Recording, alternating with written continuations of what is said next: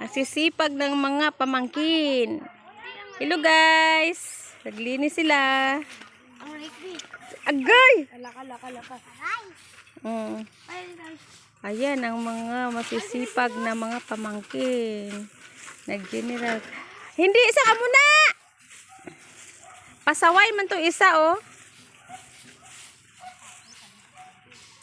Hello guys! Oh, si ano na, wala na karon cook ba? Wala na karon cook. Wala cook. Grabe yung baliti, oh. Anong nasampalok? Puno. Ayan yung baliti na natumba. Ayan, gawin nilang uling. Gawin nilang uling yung ano ng baliti. May baliti kasi dito sa amin, laki ng puno, nabuwal siya nung malakas ang hangin. Tapos yan yung gagawin nilang uling. Dito po sa amin yan, sa harap ng bahay, mabuti na lang.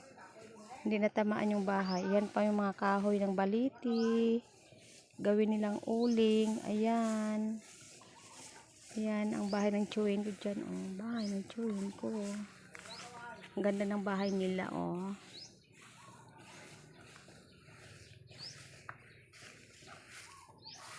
Puno ng sampalok. Laki ng puno, oh. Puro daming lansang na siya. Hello guys! Ayan, napagod na yung isa, oh.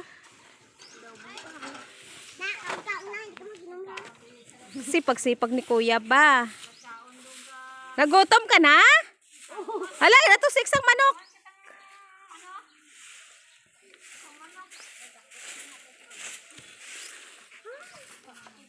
Baw, linis na. Baw, kuya, pawis mo.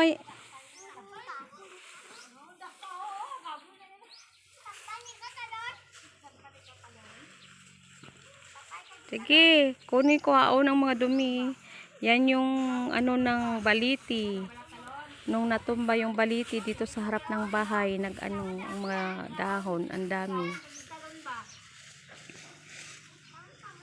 Mga pamangkin ko, masisipag.